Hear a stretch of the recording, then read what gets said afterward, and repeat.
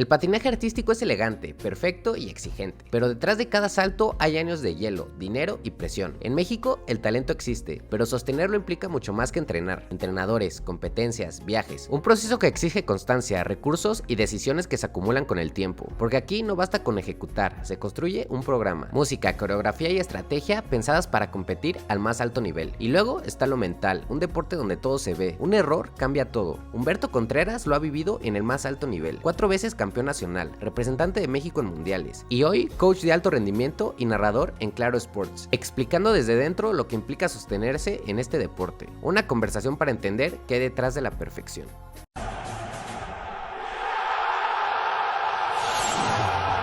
Playmakers, bienvenidos a un nuevo capítulo de su podcast deportivo diferente. Hoy vamos a hablar de un deporte artístico, de un deporte que mezcla agilidad, destreza, coreografía, arte y que ahorita está muy de moda, que es el patinaje artístico sobre hielo. Y para eso traemos a un ex campeón nacional y actualmente entrenador de esta disciplina, Humberto Contreras. Humberto, muchas gracias por haber venido. Muchas gracias a ti, Oscar, por la invitación, un placer. Sí, me gustaría que le contaras a los Playmakers quién es Humberto. Bueno, pues yo soy Humberto Contreras, como lo mencionaste. Soy 4 veces campeón nacional de patinaje artístico sobre hielo. Estuve 12 años en la selección nacional. Representé a México en 22 internacionales, 2 campeonatos del mundo, 7 Junior Grand Prixes, 7 4 continentes. Y pues bueno, ahorita me tocó el honor de ser el comentarista olímpico para todos los eventos de patinaje artístico para Claro Sports. Qué padrísima experiencia, ¿no? La verdad fue increíble. Oye, participaste en muchísimos eventos internacionales, pero la pregunta de cajón es, ¿cómo alguien llega en México a decir quiero patinar sobre hielo? Pues mira, lo mío salió de verlo en la tele. Justamente fueron los Juegos Olímpicos de 1994 de Lillehammer y es la primera vez que yo tengo un acercamiento a este deporte y cuando lo vi en la tele la verdad me súper emocioné y dije, wow, ¿dónde puedo practicar este deporte? ¿En dónde hay una pista de hielo en México?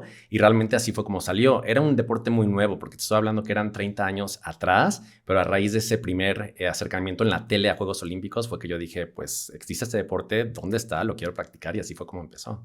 Eso me gusta un buen de los Juegos Olímpicos y por eso me gusta que comentaristas, ahorita que tú estás del lado del comentarista, que le pongan tanta emoción a los Juegos Olímpicos porque ahí es donde realmente mucha gente conecta con el deporte. Yo me acuerdo perfectamente cuando fueron los Juegos Olímpicos de Beijing 2008, que Guillermo Pérez gana la medalla de oro en taekwondo y me acuerdo perfectamente de la narración de Rosique que hasta lloró y tú dices, no, pues obviamente quiero pues hacer deporte, quiero a lo mejor tratar de representar a mi país. Y qué chido que tú igual, pues a través de los Juegos Olímpicos fue que tuviste este acercamiento al deporte. No, la verdad es que fue increíble. Siento que mucha gente y muchos atletas, la primera vez que tienen como conocimiento de algún deporte nuevo como este, que es el patinaje artístico sobre hielo, es por verlo en la tele. Y como que siempre la primera vez que lo llegan a ver, porque no es un deporte que pase tanto en la tele como tal, pero siempre es en los Juegos Olímpicos. Entonces siento que de ahí muchísimos niños que en la vida lo habían visto, se emocionan, lo ven por primera vez y ahí es donde se preguntan, ¿dónde lo puedo practicar? ¿Dónde existe este deporte? Yo quiero ser patinador, patinadora y así fue como me tocó a mí. Entonces imagínate, yo como atleta, después de muchos años de haber hecho mi carrera, el tener ahora el honor y la gran responsabilidad de haber narrado mi deporte, pues obviamente lo narras con esa pasión y con esa emoción porque sabes lo difícil que es hacer cada uno de esos elementos y ahora imagínate haber tenido un representante mexicano que compitió por México en la justa olímpica, entonces todavía lo hizo mucho más emocionante. Entonces lo que queríamos hacer nosotros como canal era hacerlo fácil para todo el televidente, que entendieran cada elemento de saltos, de giros, cómo se llamaba cada elemento y pues transmitir esa pasión. Entonces creo que se logró y la verdad feliz de haber transmitido todo mi conocimiento y toda mi pasión y toda mi emoción de mi deporte a nivel olímpico. Oye, ¿te acuerdas quiénes eran esos patinadores que te inspiraron cuando eras niño? ¿Quiénes eran los que ganaron esos olímpicos y así? Por supuesto, de hecho tengo una historia muy, muy curiosa porque el que fue medalla de plata olímpica en 1994 y en 1998 fue mi entrenador. Él es Elvis Stoico de Canadá y él fue 3 veces campeón mundial y te digo, fue doble medallista de plata olímpico. Él llegó a Chapala y la primera vez que él va a Chapala de vacaciones se enamora del lugar, compra una casa y se queda a vivir ahí. Él ya después de retirado de patinaje, él se retira de competir después del 2003. Muchos años después, como que había un rumor y la gente como que tenía la idea de que él vivía en Chapala, Jalisco, pero pues como que no estamos tan seguros. Y un día Elvis marca la pista de hielo de Guadalajara, donde yo entrené en los últimos años de mi carrera, y dice, hola, habla Elvis Stoico, me gustaría que me pudieran dar hielo para que yo pudiera ir a patinar un día, ¿se podrá?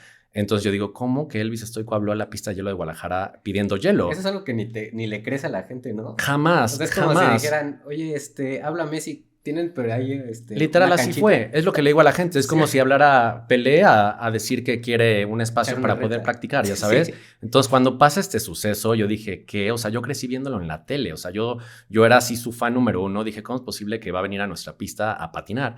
Entonces, ya cuando lo conozco, obviamente yo me quedé mudo, se me olvidó el inglés, me puse nerviosísimo, no podía con decir, tengo aquí a mi estrella máxima de la vida enfrente, y pues ya le dije de que, oye, Elvis, un placer conocerte, qué increíble que ahora vives en Chapala. Yo, pues como verás, entreno en esta pista de Guadalajara, no tengo entrenador actualmente, eran mis últimos 4 años de competidor, y le dije, ¿hay alguna manera de que tú me pudieras entrenar? Porque la verdad es que sería un honor. Y en eso me dice Elvis, me acuerdo perfecto, me dijo, Humberto, yo nunca le he dado clase a nadie, no quiero darle clase a nadie, pero vamos a hacer un tryout, me hizo un intento por una semana de patinaje a ver cómo fluye contigo, fluye conmigo, y al final de esa semana de intentarlo, pues vemos si me vuelvo tu entrenador. Entonces termina esta semana de tomar clases con él y me dice, me encantó tu energía, se ve que quieres avanzar muchísimo, que quieres aprender muchísimo y que tienes muchas ganas de sobresalir. Y me dice, venga, me voy a volver tu entrenador. Entonces él se volvió mi entrenador y fue una nota súper importante a nivel internacional. De hecho, salimos en todos los periódicos, se volvió viral, porque de ahí tuvimos una competencia que es súper importante, que se llama Cuatro Continentes, que va justito abajo del Mundial y de Juegos Olímpicos, es la tercera más importante, y esa competencia, ese año la sede fue en Vancouver, Canadá. Entonces, en esa competencia que fue en 2009, él regresa al spotlight, ahora como entrenador del que era pues uno de los mejores patinadores de México. Entonces, cuando yo llego al Cuatro Continentes en Vancouver con él como entrenador, fue una locura, porque me acuerdo que en el Estadio Olímpico estamos en el calentamiento oficial de los 5 minutos y dicen, ya ahora en sus pantallas, Humberto Contreras de México, entrenado por Elvis Stoico. Y se escucha la bulla del estadio de locos, de que no podían creer que su máxima estrella del deporte, porque él es la máxima estrella que ha tenido Canadá en la historia, y Canadá tiene tradición máxima de patinaje y de hockey. Entonces no podían creer que cómo es posible que Elvis estaba en México dando clases, vivía en Chapala, y por qué le está dando clases al mexicano Humberto Contreras. Está súper Entonces surreal. fue irreal, y yo muchas veces entrené en el extranjero, y como dicen, siempre uno busca la montaña para pues poder ser mejor atleta o mejor ser humano en lo que gustes hacer, pero que la montaña haya venido a ti. Yo dije, ¿en qué momento alguien como él, de este calibre, está viviendo en mi país y está a 45 minutos de donde yo entrenaba? Entonces él todos los días agarraba su moto y manejaba de Chapala a la pista de Guadalajara a darme clases, y fueron los últimos 4 años de mi carrera. Y ahí fue cuando me retiré, vuelvo a ganar el campeonato nacional, califico otro 4 continentes, califico otro mundial, voy con él a un mundial que fue precisamente en Torino, Italia, en el mismo estadio donde fueron los Juegos Olímpicos del 2006, y ahí termino mi carrera con él acompañándome como entrenador. Entonces fue una historia increíble el haber tenido a una figura de esa talla como mi entrenador. No, pues está increíble esta historia, ¿eh? Jamás la vi venir. ¿Cómo ves, Oscar? No, está impresionante. No, increíble. Oye, ¿cuántos años? O sea, él ya estuvo en los últimos 4 años de tu carrera, mencionaste. Pero igual mencionaste que le dijiste, oye, no tengo actualmente entrenador. O sea, ¿cuánto tiempo estuviste sin entrenador? ¿Y cómo se entrena sin entrenador? Es muy complicado, pero yo como que decía, bueno, vamos a seguir, pero ya como que no encontraba ese entrenador con el que yo hiciera como clic los últimos años. Yo antes de eso fui muchas veces a entrenar al extranjero y estaba yendo y viniendo, y los últimos 4 años de mi carrera estaba practicando en Boston. De ahí ya regreso a la Ciudad de México en 2007, y cuando regreso en 2007 ya no tenía entrenador. Vuelvo prácticamente como a reaprender todo mi patinaje, y ahí es cuando me quedo sin maestro. Habían muchos entrenadores, obviamente, en México. Al día de hoy siguen existiendo muchos entrenadores, pero como que yo no sentía que hubiera alguien con el que yo pudiera conectar para que me entrenara. Entonces me quedé sin entrenador todo ese tiempo, que fueron como 2 años. Me mudo a Guadalajara después de haber entrenado por muchos años en Estados Unidos, yendo y viniendo, como te menciono. Y ahí, estando en Ciudad de México, decido irme a vivir a Guadalajara. Entonces yo me mudo en 2007 en Guadalajara, sabiendo que no iba a haber entrenador para mí estando en esa pista. Entonces yo llego, patino solo todo el 2007, todo el 2008. ¿Y te mudas por el entrenamiento? Me mudo por el patinaje y porque casi toda la familia del lado de mi mamá vive en Guadalajara. Aunque mis papás son de Ciudad de México, yo soy de Ciudad de México, como que dije, bueno, ¿A dónde me podría vivir que no tenga como tanta contaminación, que no tenga tantos problemas de tráfico? Dije, bueno, una ciudad un poquito más tranquila. Entonces, por eso es que tomo la decisión de irme a Guadalajara. Sabía que existía solo una pista de hielo, que es la pista de hielo Iceland, que ya no existe, porque justo nos la cerraron en 2013. Pero en 2007 yo me mudo. En 2007 me quedo sin maestro y en 2008 aparece Elvis en mi vida. Pero esos años yo estuve completamente solo, pero yo tenía como esa motivación de seguir compitiendo, de seguir representando a mi país. Fue muy difícil, porque obviamente imagínate, a los niveles más altos estar sin maestro, después de pues toda mi carrera tuve entrenadores y esos 2 años, 2007, 2008, no tuve maestro, pero bueno, era como tanta mi hambre de querer crecer y de sobresalir que yo decía, bueno, no importa, aunque no tenga maestros, ya sé cómo se hacen los saltos, ya sé cómo se hacen los giros y pues mantenerme. Y te digo, cuando llega Elvis 2 años después a esa pista donde yo estaba entrenando y trabajando, porque yo ya daba clases. Yo empecé a dar clases desde el 2000, porque obviamente soporte no caro, es carísimo. Entonces yo dije, de alguna manera, pues tengo que trabajar para poder solventar los gastos. Aunque mis papás me ayudaban muchísimo, pues yo también tenía que poner de mi bolsillo para poder pagar los viajes internacionales, mis patines, mis vestuarios, mis clases de patinaje. Entonces por eso es que yo empiezo a dar clases desde el 2000. Entonces 2007 te digo, sin entrenador, 2008 sin entrenador, y de repente aparece el Estoy con mi vida y él me da clases 2008, 9 y 10. Y en 2010 yo termino mi carrera justamente con él, como mi maestro, y ahí se termina mi carrera como patinador. Y al día de hoy pues ya sigo como entrenador y pues ya llevo 25 años dando clases. Oye, ¿qué tan diferente era un entrenamiento previo a que te quedaras sin entrenador, mientras estuviste sin entrenador y con Elvis? O sea, ¿qué cambios había? Pues obviamente te digo, ya sabía hacer los saltos, pero obviamente no tenías esa persona atrás de ti motivándote y pushándote para hacer las rutinas o para patinar más rápido o para exigirte. Entonces siento que esa es la diferencia, porque aunque yo era muy disciplinado y trataba de estar siempre en mis entrenamientos en hora, hacer mi calentamiento, hacer mi entrenamiento fuera del hielo, que también es básico, pero el tener una persona y de esos niveles y que te está empujando, que te está motivando y que cree en ti, la verdad es que hace una diferencia abismal. Y me acuerdo perfecto, cuando él me tomó como entrenador, me dijo, ¿estás consciente de que vas a trabajar más que nunca en tu vida? Y yo, sí. Y me dice, a lo mejor van a haber días en los que me vas a odiar, ¿estás dispuesto a? Y yo, estoy dispuesto a lo que tú me digas, porque de verdad que yo quiero trabajar con alguien como tú. O sea, qué gran honor tener a alguien como tú en esta pista y que quiera ser mi entrenador, porque te digo que él no era entrenador de nadie, al día de hoy no es entrenador de nadie, y muchísimas veces la Federación de Canadá le pidió que se fuera a vivir a Canadá para que le diera clases a sus patinadores y nunca quiso. Entonces, de que yo dije, qué gran honor que él que vio en mí, que vio en mí al día de hoy, que haya sido la única persona que al día de hoy le ha dado clases y que me haya llevado a los niveles más altos. Digo, aunque yo ya estaba en el último nivel de patinaje para ese entonces, pero dije, ¿qué vio en mí para que me haya agarrado como su alumno? O sea, fue impresionante. Y eso a mí, pues imagínate cómo me motivó. Yo dije, sí, voy a dar mi 400% porque estas cosas no se ven todos los días. Te digo que es como si Pelé te hubiera dado clases de fútbol a ti, en tu país, en tu cancha, ya sabes. Es que cada vez suena más irreal. Es irreal, la historia es irreal. Por eso te digo que cuando yo llegué a esta competencia que te digo que fue 4 continentes en Canadá, fue una energía completamente distinta, porque desde que llegamos al aeropuerto estaba toda la prensa, porque todos decían, ¿cómo es posible que Elvis Stoico vive en Canadá y le está dando clases al patinador de México? Entonces, en el aeropuerto, durante la competencia, salgo de mi rutina programa corto, toda la prensa encima de nosotros. Y aparte me acuerdo perfecto que Elvis súper respetuoso conmigo, porque él decía, sí, yo vengo de su entrenador, pero el que está compitiendo es él. Así que toda la atención y todas las preguntas que quieran hacer, háganselas a él porque él es el que está compitiendo. Yo nada más soy su maestro. Y yo decía, wow, o sea, es que de verdad que mis respetos a este hombre. Caballero. Y justo lo acabo de ver hace 2 meses. Vino a dar un seminario a Querétaro porque te digo que él ya se mudó otra vez a Toronto. Él se casó con una patinadora mexicana, ya fue ex campeona nacional de México.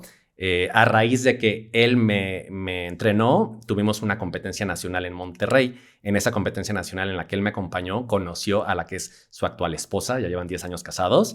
Y vinieron a dar un seminario hace 2 meses, te digo, a Querétaro, y le caí de sorpresa. Dije, tengo que caerle de sorpresa porque no lo he visto en 12 años. Entonces, no sabes lo que fue para él verme después de 12 años, que lo dejé de ver en Guadalajara y después hasta ahorita nos volvimos a ver. Fue muy emotivo, sí, ese reencuentro. Oye, ¿y alguna vez le preguntaste, oye, güey, pues ¿qué tuve de especial yo? ¿Por qué decidiste entrenarme? Fíjate que él cuando deja el deporte, como que no estaba tan feliz cuando deja el deporte, aún siendo doble medallista olímpico y habiendo siendo 3 veces campeón mundial. Entonces, imagínate a los niveles que llega un atleta para de repente decir, me quiero apartar completamente, no quiero saber nada ni como atleta, ni como entrenador, ni como nada. Entonces él se quiso apartar al 100% del deporte y quiso estar en el anonimato, porque él me comentaba, yo estaba en Canadá y se me acercaba siempre la gente, donde yo estaba comiendo, si iba caminando, se me acercaba la gente, me dice, realmente no estaba tranquilo, entonces yo quería estar en un lugar donde realmente nadie me conociera, nadie supiera quién era yo y poder estar como tranquilo conmigo y tener como paz mental y estar feliz. Entonces siento que por eso, él literal se va a refugiar a este lugar sin decirle absolutamente a nadie a dónde se iba por su paz mental. O sea, no es la primera vez que escucho esa historia. O sea, ya son bastantes atletas, incluso mexicanos, que yo conozco, que me dicen eso de, güey, yo me retiré y ya no quiero saber nada del alto rendimiento. Y de varias historias que escuchamos a nivel, pues a nivel mundial, ¿no? Por ejemplo, Phelps ahorita que pasó muchísimo, pues sufrió muchísimo de paz mental. Igual, Simone Biles, y o sea, ya ves atletas que realmente, o sea, tengo un amigo que es entrenador de caminata, él siempre me ha dicho, güey, el alto rendimiento no es sano. O sea, la gente cree que es sano, para nada es sano, te rompe a niveles extraordinarios. Y ahorita con la historia de Elvis, o sea, sí me sorprende que, o sea, es algo que nosotros vemos como, wow, tienen la vida perfecta y realmente es durísima por donde lo veas. Es que es súper complicado. Llegar a esos niveles de entrenamiento de verdad es súper difícil y la presión que tienes, porque no nada más es la presión tuya de querer hacer tu mejor rutina o tu mejor performance, sino todo el peso de un país. Y cuando llegas a esos niveles de ser campeón mundial, imagínate la expectativa tan alta que es de tienes que traer la medalla de oro olímpica, no hay otro. Y te digo, él trae 2 veces la medalla de plata olímpica. Entonces siento que también esa presión que él tuvo en su carrera fue extenuante. Entonces cuando terminas tu carrera, yo creo que lo único que quieres hacer es alejarte de eso y no saber nada del deporte, ni de alto rendimiento, ni de nada que tenga que ver con el patinaje y el hielo.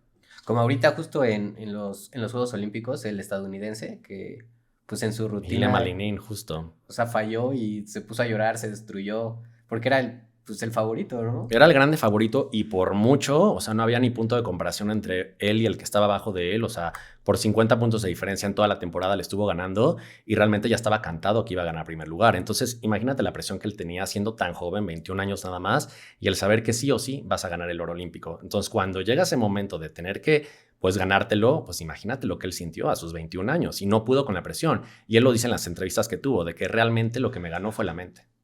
Oye, ¿qué tan diferente es la presión para cada atleta? Porque no es lo mismo la presión que tiene, por ejemplo, que tuvo él, a la que tiene Donovan, ¿no? Por ejemplo, Donovan yo creo que es hasta inspiración, o sea, él puede quedar en el lugar que sea y nosotros como mexicanos lo vamos a ver como, güey, eres un mexicano que está patinando sobre hielo y compitiendo al nivel más alto. O sea, la historia de Donovan igual es padrísima. Pero, o sea, ¿cómo se maneja la presión entre cada atleta, Mati? Es que es la misma presión, porque al final del día, el simple hecho de calificar a Juegos Olímpicos, la presión es extraordinaria. La presión que te pones tú como atleta es enorme, porque obviamente todo el mundo trabaja para llegar a un campeonato mundial, a unos Juegos Olímpicos, a un 4 continentes, a un Grand Prix, que son los eventos más grandes. Entonces, imagínate todo lo que todos los atletas sacrifican, porque es desde dejar tu familia, dejar tu idioma, dejar tu país, dejar tus costumbres, comer adecuadamente, tener el psicólogo, tener el nutriólogo. O sea, son tantas cosas que conllevan para que puedas llegar ahí, que la presión de todos los atletas, aunque no seas el favorito del oro olímpico, es igual de fuerte, porque son todas tus expectativas de poder llegar tan alto. Y si estás entrenando tan duro, y cuando te digo tan duro, es entrenar entre 4 y 6 horas al día en el hielo, más 1 o 2 horas en el piso diarias, y así en todos los deportes que tú me digas. Entonces, imagínate realmente tener esa vida, que muchos de esos atletas, cuando les preguntas si lo volverían a hacer, te dicen que sí, con todo y los baches, con todo y lo pesado, con todo y lo difícil que fue, pero estos niveles de que te exige tanto el deporte y a nivel físico es tan desgastante que realmente es muy pesado llegar. Entonces siento que todo el mundo siempre tiene unas expectativas altísimas y todo el mundo tiene una presión enorme para tratar de siquiera calificar a Juegos Olímpicos. Y ya al llegar, de verdad que todos son unos campeones con el simple hecho de llegar a Juegos Olímpicos. Sí, estoy completamente de acuerdo. Siempre que vemos a alguien en los Juegos Olímpicos, es una persona extraordinaria, porque nosotros los vemos compitiendo ahí los 3 minutos que dura su rutina, pero para que ellos pudieran hacer esos 3 minutos hay años y años y años de esfuerzo, de superar caídas, de sacrificios, como todo lo que mencionas. Por eso a mí siempre los atletas, y soy fan del deporte justo por eso, por todas las historias que hay detrás, y por eso me gusta compartirlas, el traer a personas y que cuenten justo todo esto para que la gente cuando los vea, o sea, Google sienta como que un poquito más de, pues no sé si decir respeto, pero pues de que no nada más están ahí por casualidad, o sea, lo pelearon muchísimo. Es que todo el mundo ve lo bonito en las Sí. luces y en la tele, pero realmente todo lo que hay detrás es extenuante. Todas las historias inspiracionales de vida, te digo, todos los sacrificios que hacen ellos, sus familias, o sea, de verdad que es impresionante, o sea, ver todo lo que hace un atleta de alto rendimiento para llegar hasta Juegos Olímpicos. Oye, mencionaste ahorita que es un deporte carísimo. ¿Cuáles son los gastos que tiene un patinador de hielo? A ver, lo más caro son las clases particulares. Todo en el patinaje son clases particulares. Es muy poco lo que es grupal. Entonces, realmente lo más caro son las clases particulares. Y un patinador ya a esos niveles toma entre 2 o 3 clases al día, nada más de puro hielo. Y a eso aparte tienes que tomar todo lo que es la preparación física, que obviamente también cuesta. El día de hoy hacen ballet, hacen stretch, hacen gimnasio. Entonces, tener un preparador físico, todas esas cosas también es 1 hora o 2 horas fuera del hielo al día. Y al día de hoy, pues ya muchos tienen psicólogo deportivo y también nutriólogo. Entonces, cuando sumas todo eso, pero que realmente lo que más cuesta es una clase privada, porque si yo te explico lo que cuesta esto a nivel internacional, una clase de patinaje de 1 hora cuesta $120 la hora.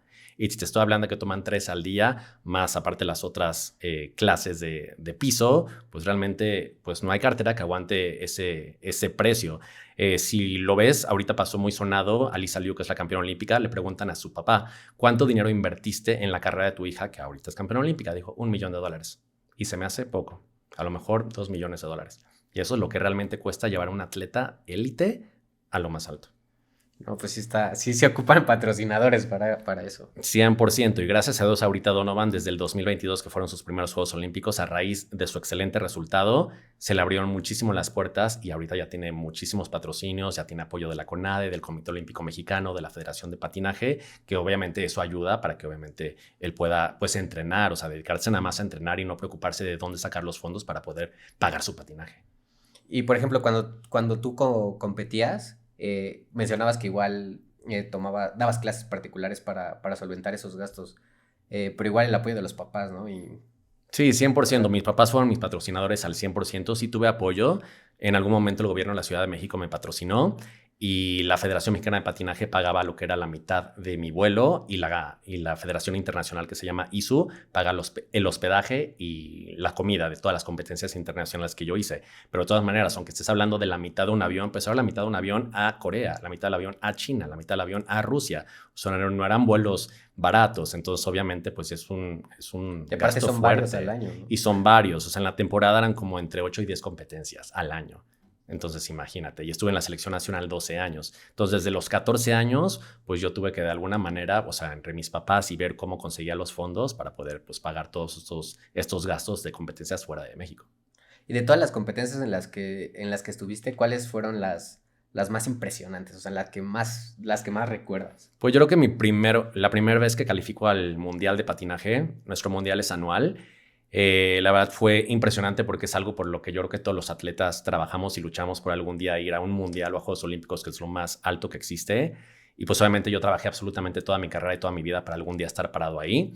Y cuando logro calificar, te lo juro que en el momento que dicen representando a México Humberto Contreras, a mí se me puso la piel chinita, me paro al centro de la pista y lo primero que hago es voltear a ver la pantalla gigante que había en el estadio, sonrío y me digo a mí mismo, lo logré. O sea, de que dije, todos los sacrificios, todas las desmañanadas, todo el trabajo que hubo atrás, todo el sacrificio de mi familia para estar parado en este momento y disfrutarlo, la verdad que fue algo extraordinario. Y justamente ese mundial fue el primer selectivo oficial para Juegos Olímpicos de Torino 2006. No logré calificar a Torino, pero el simple hecho de haber tenido la oportunidad de haber ido a un mundial y aparte que fuera el selectivo de Juegos Olímpicos, para mí yo creo que fue de las experiencias más importantes y más fuertes que tuve en mi carrera y la disfruté al máximo. ¿Y en dónde fue esa competencia? Esa fue en Moscú, Rusia, en 2005.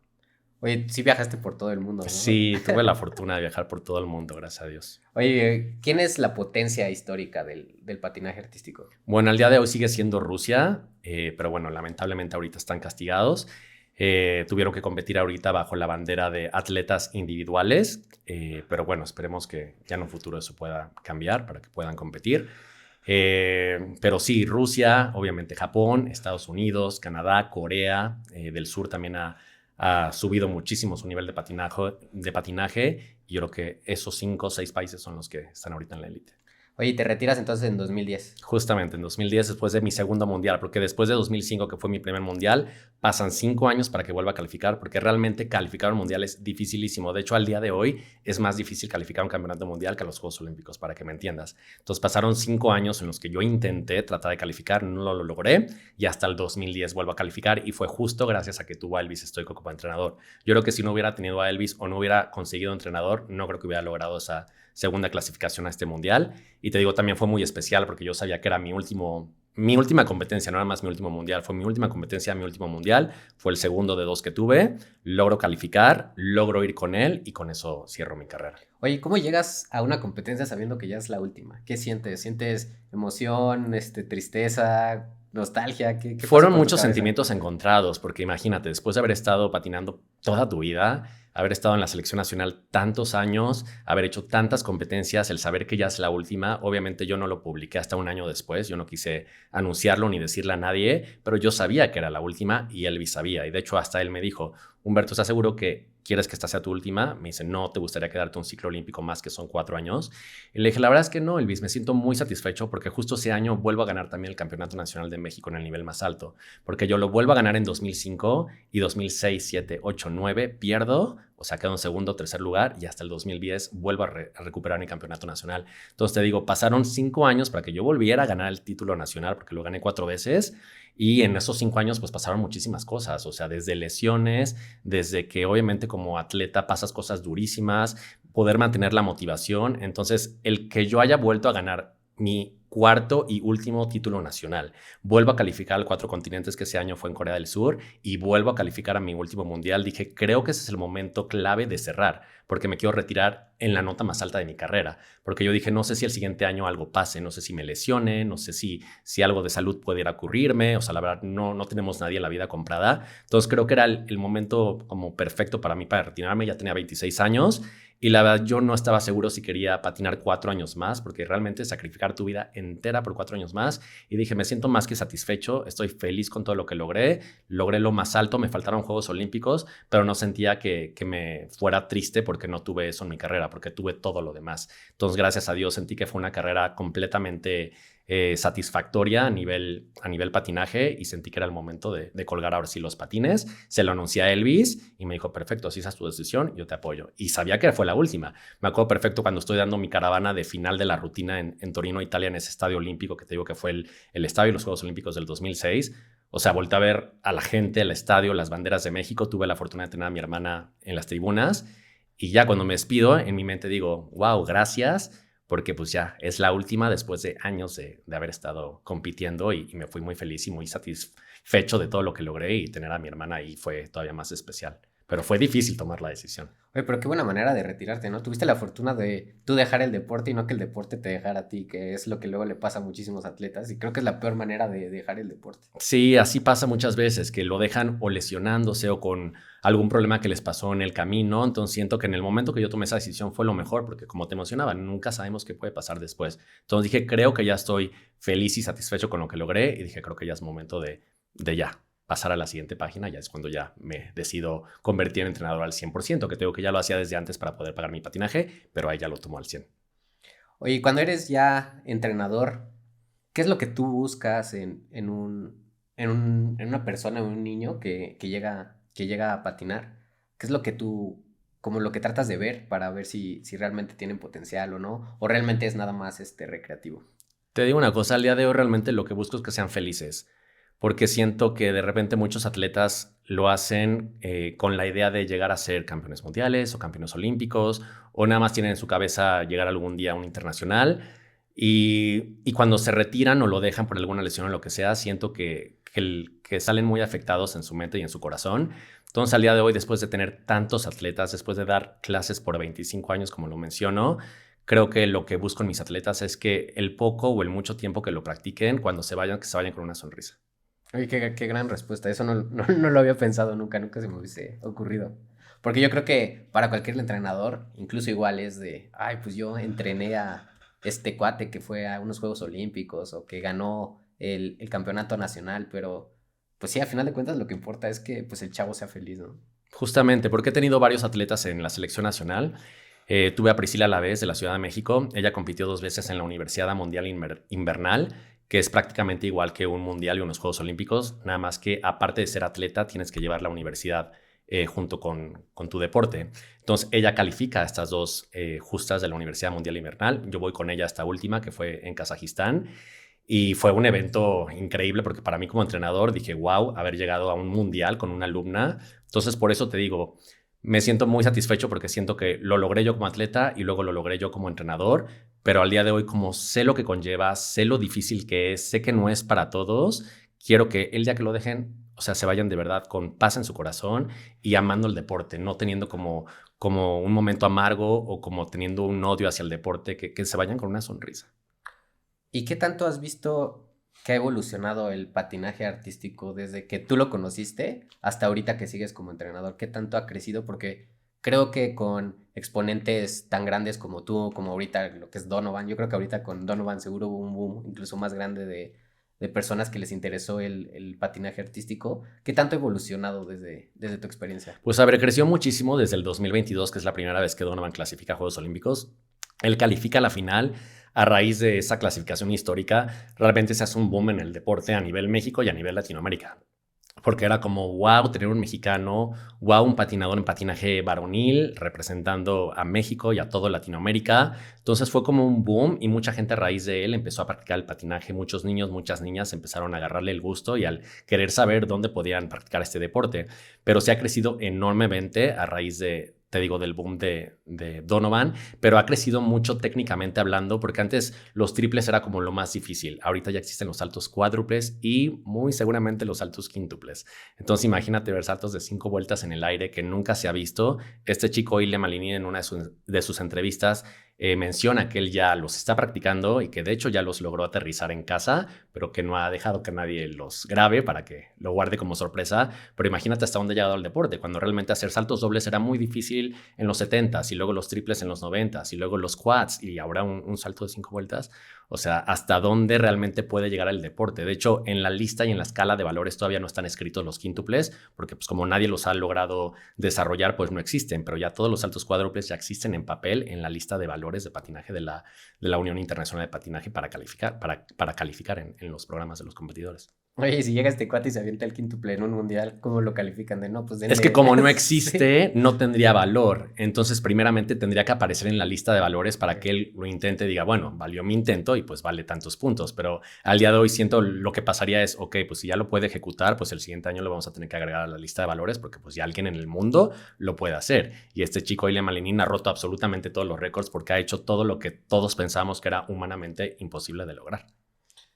Está loquísimo eso. ¿Qué preparación física debe de tener un patinador artístico? Porque creo que muchos no dimensionamos todo lo que tienen que hacer detrás para poder lograr un salto cuádruple, un quíntuple. O sea, necesitas una potencia de piernas y pues yo creo que de todo el cuerpo, ¿no? Entonces, ¿qué ejercicios toman? Porque aparte igual mencionaste que tomaban ballet, ¿no? Entonces, ¿cómo se prepara un patinador artístico fuera del hielo?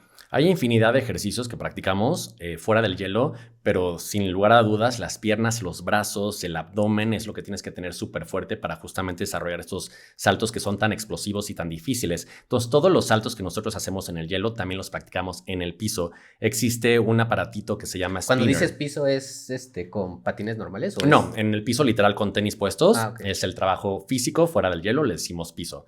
Entonces ahí se practican todos los ejercicios de patinaje que existen en el hielo, los hacemos también en el piso con nuestros tenis puestos.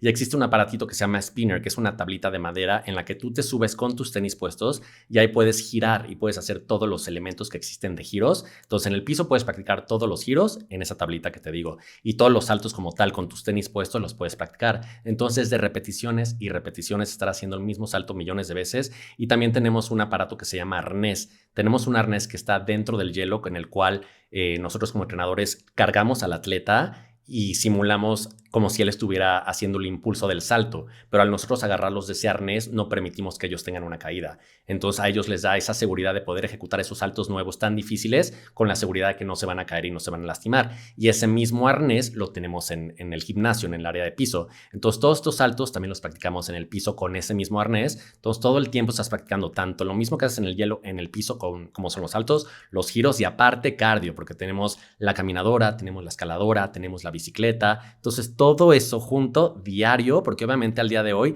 es mucho más importante que el atleta esté fuerte o sea, para que me entiendas, es más importante el piso que el hielo, porque si el atleta no desarrolla la fuerza fuera del hielo, no va a poder desarrollar los elementos tan difíciles dentro del hielo. Entonces, si no estás fuerte, pues no vas a poder lograr hacer esos saltos tan difíciles en el hielo o esos giros o la elasticidad. Entonces, lleva todo eso y aparte preparación de ballet, porque obviamente el patinaje es como ballet en el hielo, el estiramiento, clases de baile de salón, o sea, son muchísimas cosas que conllevan estirar, o sea, no nada más es patinar y patinar, todo lo demás. Está completísimo el deporte. Completísimo, sí, y todo el día estás ahí metido.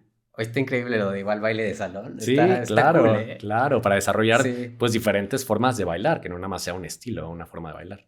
Ahora, ¿qué tanto ha evolucionado el patinaje artístico en el tema de la música y la coreografía? Porque siento que antes era como que todo muy clásico y ahorita tienes a Taylor Swift, bailan Maniac y cosas así que, al menos para el espectador promedio como yo, pues es muy, muy espectacular.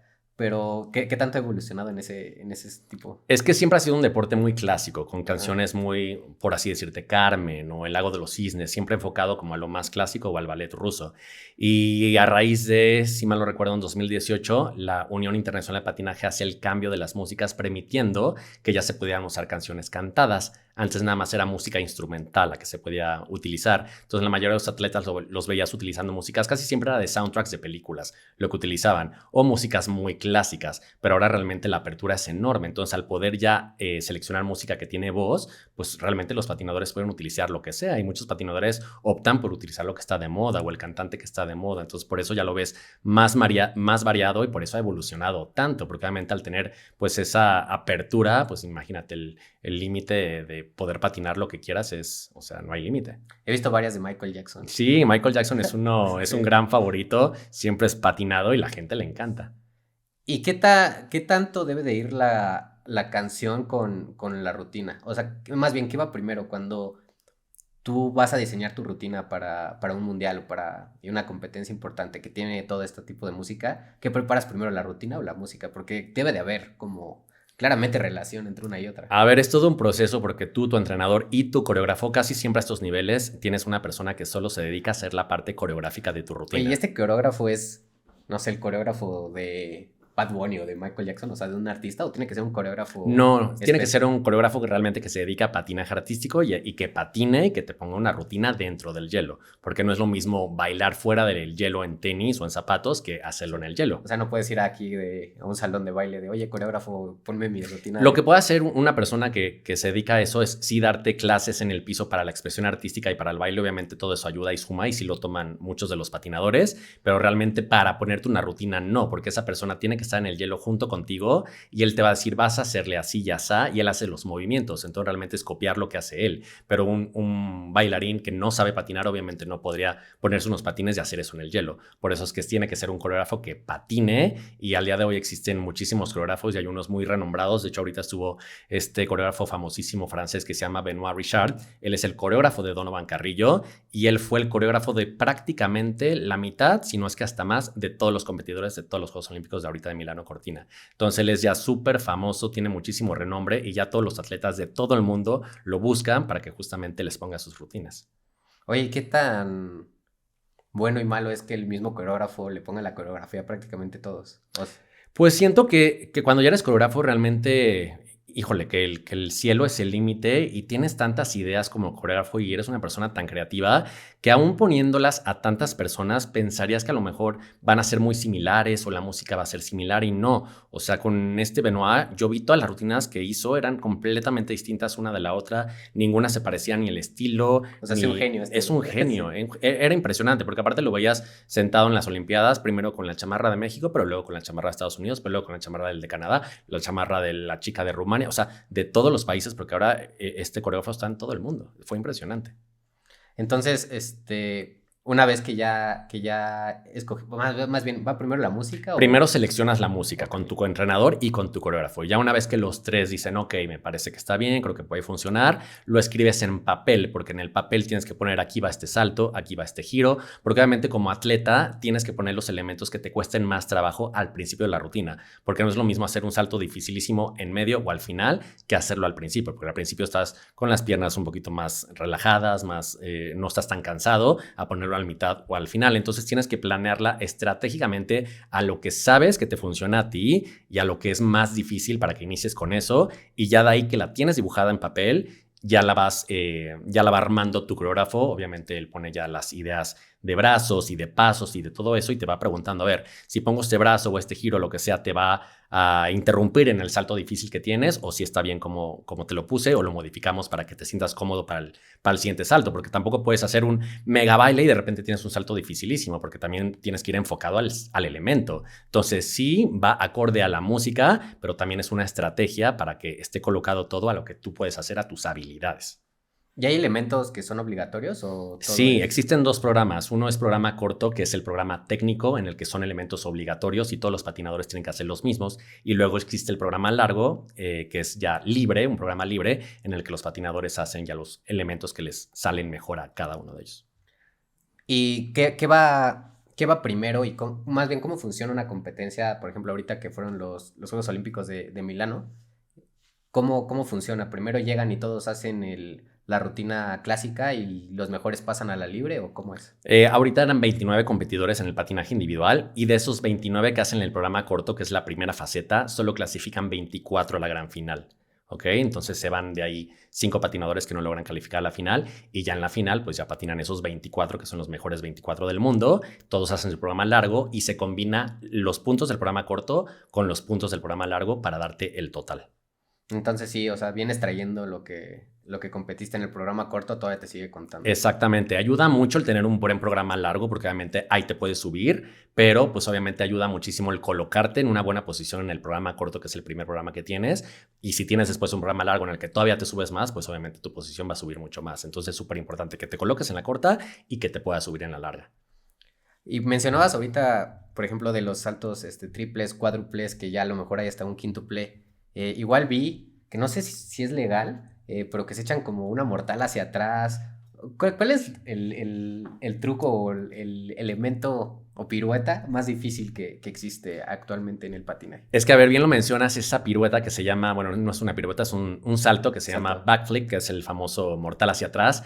Ese era un movimiento ilegal en los 90s y en los 2000s. De hecho, ese movimiento apenas fue legalizado para estos Juegos Olímpicos. Antes no se podía hacer.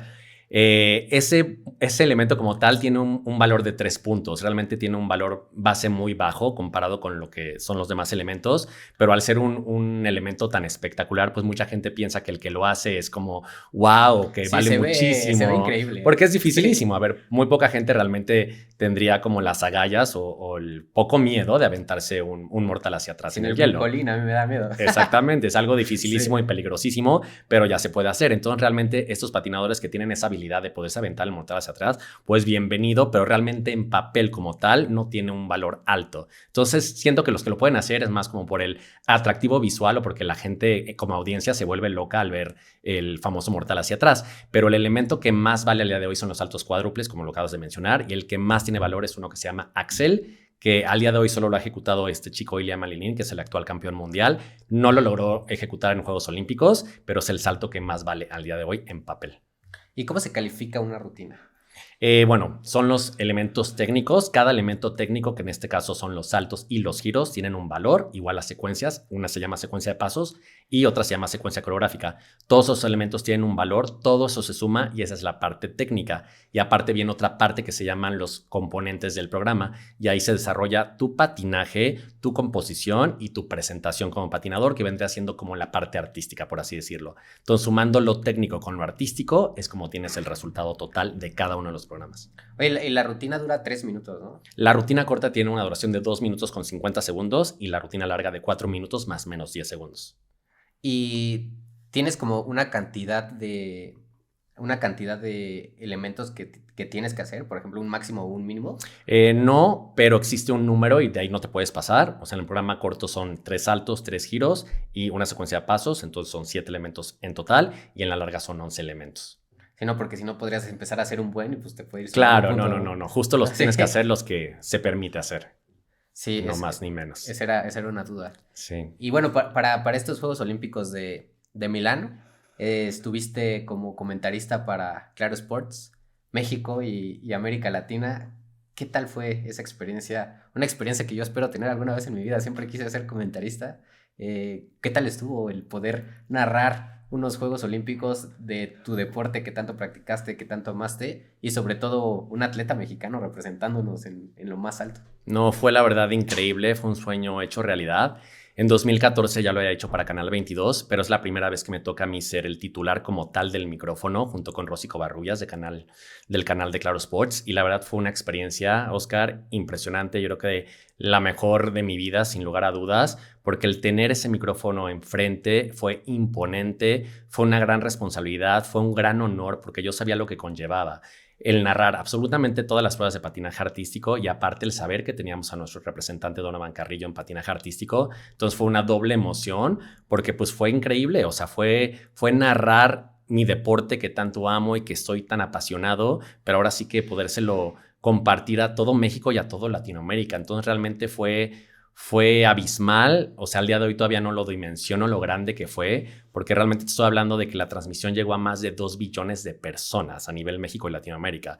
Entonces realmente era una locura, porque yo salí desde el primer día de las transmisiones y tenía 1 millón de mensajes en Instagram de gente que sí de Ecuador, pero de Chile, pero de Perú, pero de Paraguay, pero de México, felicitándome, haciéndome preguntas del patinaje. O sea, la verdad que fue una experiencia sin igual y haber sido mi voz realmente fue un gran honor y un sueño el haber sido el seleccionado para haber llegado a narrar los Juegos Olímpicos para mi país. Sí, sobre todo porque cuando pasaba Donovan, creo que todo México se paralizaba para verlo y que tú fueras el que le estaba dando voz a ese momento tan histórico.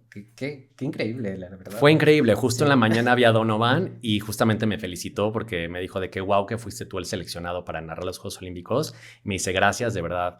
Estuvo increíble y le dije, no hombre, o sea, gracias a ti, de verdad que fue increíble lo que hiciste, haber logrado calificar a tus segundos Juegos Olímpicos y a una final por segunda vez consecutiva, lo hiciste espectacular. Le dije, qué gran honor que me regalaste tú haber narrado tus programas olímpicos y para todo el país, le dije, porque justamente yo sentía que estábamos tú y yo agarrados de la mano haciendo cada uno de los elementos, le digo, porque es lo difícil que es hacer cada uno de esos saltos triples y esos giros, le dije, pero estarlo narrándolo para toda la gente lo hizo todavía más especial, porque era como si lo estuviera haciendo a la par junto contigo. Entonces le dije, de verdad no sabes lo que fue, y le dije muchísimas felicidades por todo lo que lograste y por todo lo que falta, y de verdad que fue un honor y un regalo de vida el haberlo hecho.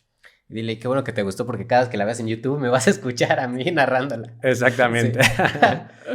¿Y cómo llegaste? ¿Cómo te buscó Claro Sports? ¿Cómo fue todo ese proceso que te dijeron, hey, Humberto, vente a narrar con nosotros? La verdad fue impresionante. Yo cada ciclo olímpico mandaba un correo a Claro Sports. Desde el 2014 lo vengo haciendo porque ellos fueron el canal oficial en 2014, 2018, 2022 y ahora en 2026. Y en 2014 yo mandé mi correo, en 2018 lo mismo, en 2022 lo mismo y no, nunca recibí una respuesta, pero yo no tiraba la toalla, yo no dejaba de tocar la puerta, yo decía algún día va a ocurrir, entonces lo seguía mandando realmente con la fe de que algún día pudiera ocurrir esta oportunidad. Te digo, en 2014 ocurrió por primera vez para Canal 22 y ahí no fui el titular como tal del micrófono de las rutinas, pero fue fuera ya de la rutina como tal en vivo, en el que hablaba en la sala junto con los otros conductores de la rutina de cada uno de los patinadores y les explicaba lo que hizo y cómo fue, pero realmente ahora fue distinto porque fue ser la voz de cada una de las rutinas de todo el patinaje artístico de los Juegos Olímpicos. Fue realmente impresionante el trabajo que tuve que hacer. Entonces, en 2026, a 4 días de que empezara la Olimpiada, me llegó un mensaje por WhatsApp diciéndome de que, hola Humberto, ¿te gustaría narrar Juegos Olímpicos? Avísanos si sí, para que te mandemos el calendario de eventos y pues ya nada más nos digas tu respuesta. Obviamente cuando vi el mensaje yo me quedé congelado, sí. Dije, pero por supuesto que sí, contesté sí, por supuesto será un honor y así fue como fue, pero fue muy sorpresivo porque pues te digo, faltaban 4 días para que iniciaran los Juegos Olímpicos y en esa semana que empezó en un viernes, me acuerdo perfectamente, este mensaje me llegó el lunes en la mañana, yo no lo podía creer y así fue como me contactó Claro Sport para que yo narrara los Juegos Olímpicos. Porque es un evento larguísimo el patinaje. Y también hiciste el patinaje, porque está la prueba individual y está la prueba mixta. Sí, me tocó dar todas las pruebas como tal. Fue programa corto varonil, programa largo varonil, la prueba de mujeres, femenil y parejas y danza. pero también existe una nueva modalidad que es la prueba por equipos, también me tocó narrar todo eso, que solo clasifican 10 países y de esos 10 países solo clasifican 5 países a los programas largos y ahí se compite como equipo, no compites como individual con tu nombre, sino cada uno de los representantes del equipo van sumando puntos para ver quién es el equipo ganador. Entonces esa fue la primera parte, la prueba por equipos del patinaje artístico y después ya fueron los 4 eventos individuales, hombres, mujeres, danza y parejas. Oye, ese de equipos debe estar padrísimo, no lo vi. Sí, estuvo padrísimo. De hecho, iniciamos primero con la prueba por equipos y ya después te digo que fueron las pruebas individuales. ¿Y hubo algún otro latinoamericano o Donovan era el único? Fue el único latinoamericano. En 2014 tuvimos a Isadora Williams de Brasil y ella volvió a repetir en 2018 y no, ahora en 2022 y en 2026 solamente Donovan. ¿Y qué tan real es para un patinador latinoamericano que pueda llegar a los niveles que está Donovan? O sea, es algo viable, algo que alguien que diga, yo quiero ser como Donovan, puede que sí lo logre, o ellos sí son como el 1 en 1 millón. A ver, al día de hoy creo que él ya rompió todos los paradigmas y todas las barreras de que se puede lograr y que se puede llegar y que se puede hacer en tu país, porque él precisamente cuando lo logra por primera vez para Beijing 2022, él lo hizo entrenando completamente en México. Él entrenaba en León, Guanajuato, con su entrenador de México y todo esto lo lograron entrenando en México, en las condiciones de México, lo cual fue muy difícil y se logró. Ahora él ya vive en Toronto, Canadá, desde hace 2 años y medio, tiene nuevos entrenadores de Canadá. Y realmente creo que él nos acaba de dar una lección de vida de que el querer es poder y de que los sueños se vuelven realidad, como él lo menciona siempre en todas sus entrevistas, y que realmente si tú quieres, si tú puedes, por supuesto que puedes lograr. Obviamente va a ser difícil, obviamente es un deporte invernal en un país como México, donde no tenemos pues tanta cultura todavía del deporte, o no tenemos tantas pistas de hielo, o tanto conocimiento, pero él es la viva imagen de que por supuesto que se puede, y ojalá que en los siguientes Juegos Olímpicos del 2030 todavía tengamos a Donovan, y ojalá que tengamos a más talentos, o patinaje femenil, o patinaje de parejas, o patinaje de danza por México. Sería increíble cada vez tener más patinadores representándonos a nivel olímpico.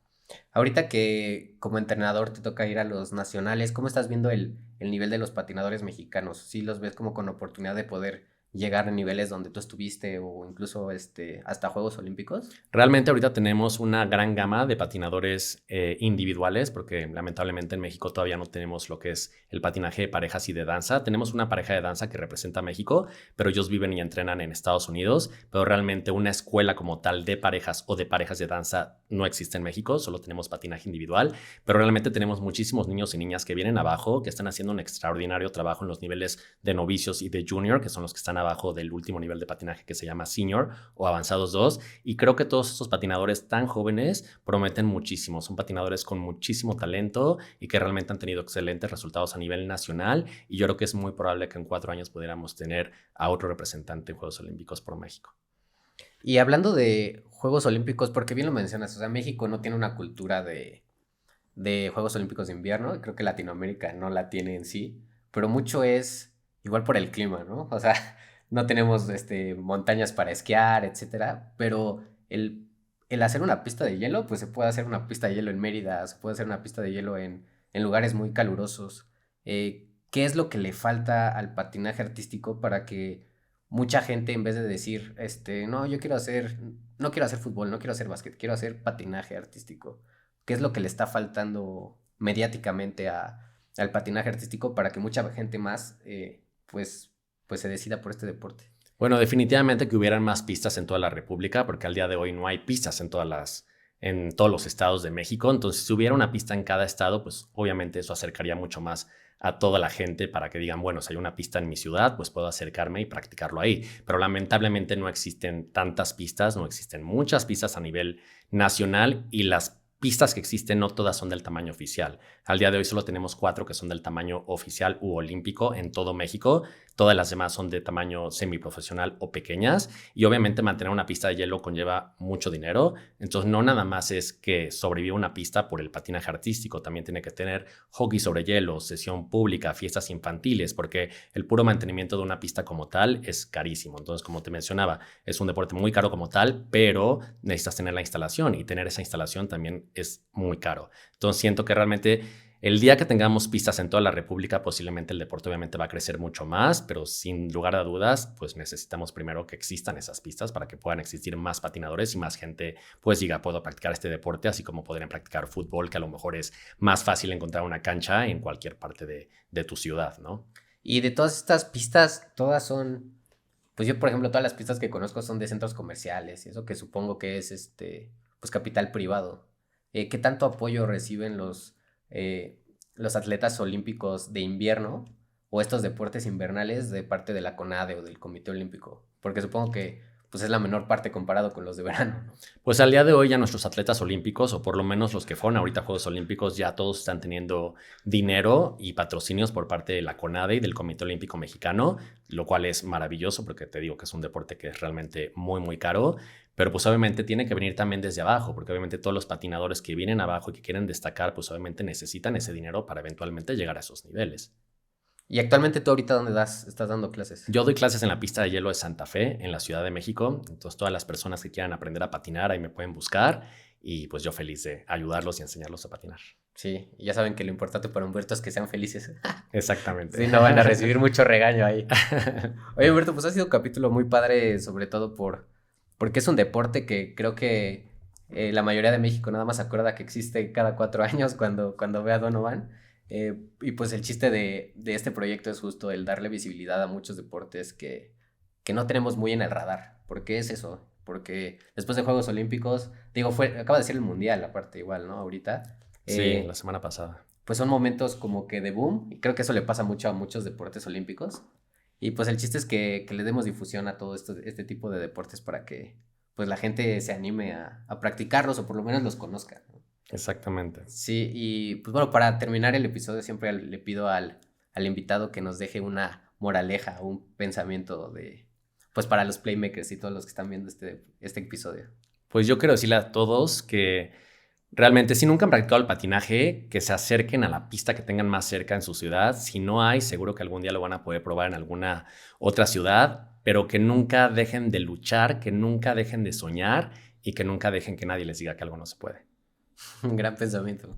Si Donovan pudo, ustedes pueden. Así es. Si Humberto pudo, ustedes pueden.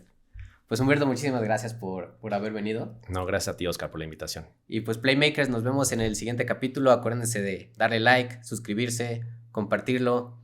Sigan a Humberto en sus redes sociales. Ya saben, si tienen cualquier tipo de... Van a aparecer aquí tus redes. Perfecto. Sí. Ya saben, si tienen cualquier duda del patinaje artístico o si quieren practicarlo, pues se pueden comunicar con él y él les va a ayudar. Pues muchísimas gracias, Playmakers. Nos estamos viendo.